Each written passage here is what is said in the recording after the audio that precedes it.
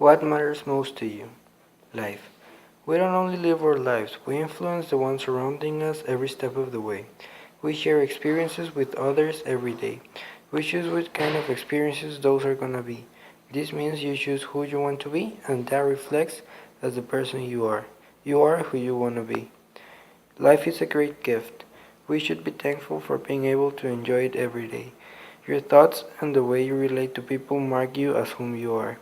Every time you talk to someone, you share your thoughts and beliefs. This makes you as a person.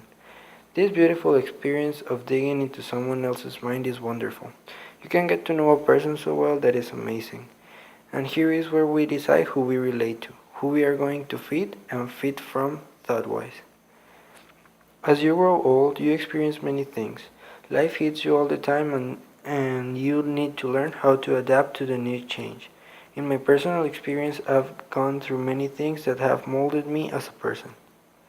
When I was a child of about 4 years old, my parents got divorced. I couldn't believe it. I couldn't even understand what was really going on at home. My parents did the best they could to make it easier for me, but it wasn't at all. I remember I was watching TV and something about the divorce came up. Then there was then there was when I understood what it was and what it meant. I had fear planted in me. I didn't want this to happen to me. Little did I know it was already happening. My parents were trying to make it work, but they couldn't. This was a hard hit in my life. I used to get used to how things were going to be from then on. Not seeing my dad every day was the worst. My grandparents were a big help to me. That's why they are such a big part of my life. My grandpa especially. He is like a dad to me. I used to spend every afternoon at his place, helping him do whatever he was working on. All this helped me appreciate what life makes you go through and especially what it teaches you. As I grew older, I realized many things that I didn't know at the time. Everything became clear, and I understood what was really happening. My mom didn't tell me much. She just explained me how things were going to work from then on, and I just followed through. Those years were hell to me. I didn't see my dad at first, and that was killing me. Little by little, I started to eat out with him and spend some time together. After that, I visited him every weekend. This meant this meant the time I got out from school on Fridays, I was ready to go visit my dad. I look forward to this every week. I loved to visit him. When the tables started to turn, I didn't want it to be with my mom as much anymore. I had more fun with my dad. I spent all summer at my dad's place. I didn't want it to go with mom. I thought this was all okay, but I didn't see the other part. Time went by and I started realizing that I was what I was doing. I didn't realize what my mom had been experiencing all this time. I was turning my back to her in some way. I grew a little bit older and realized what was really going on. I had distanced myself from my mother as much as I could. I didn't spend any time with her and that was killing her. After I distanced from my father, I didn't after that I distanced from my father.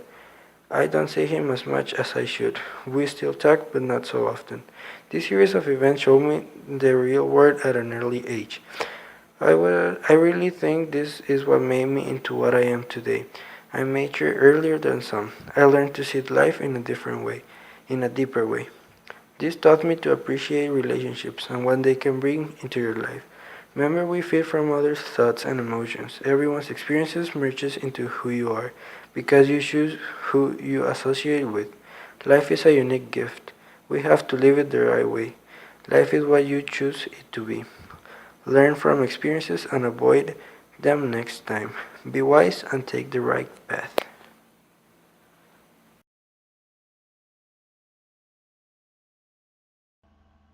What matters most to you? Life. Life. The one and only chance we get to do things the right way. It's a mixture of experiences, a conjecture of relationships and moments. Your life is a conjunction of different factors. For example, family, relationships, and decisions. These are the things that matter most to me when it comes to my life. I always try to give my best in these situations. That is what defines the type of life you're living. Remember, there's only one chance to make it right. Family is one of the most important things in my life. I try to communicate with them every time I can. In my honest opinion, a united family is a strong family. I consider my relatives family, but also anyone that is there for me when I need it the most. Whoever I can count on when times are difficult. That is family for me. My grandparents parents are a big part of it. I lived with them for a long time when I was a child. Times were hard for my parents since they were about to get divorced. This meant an unstable family, the worst thing for a child. This is because that is where you grow from, your foundation as a person. After my parents got divorced, I learned to see life in a different way. I started to appreciate my relatives way more than I did. Real life hit me at a very young age. Things changed a lot. All this was a hard hit for me, but I got by. Another important factor in my life is relationships. They are the basis of society. The way you relate to people describes who you are as a person. If I've learned one thing from relationships is to never let down someone. If you think you have ever let down someone, make up for it. Do something about it. If anyone does this to you, you would understand how it feels. It's not nice. Relationships vary from friendships to even family and also significant others. Any type of relationship you have with someone marks your life. This can be in a good or a bad way. Bad love experiences are the worst of all. They can take you up for a long time but destroy you in seconds.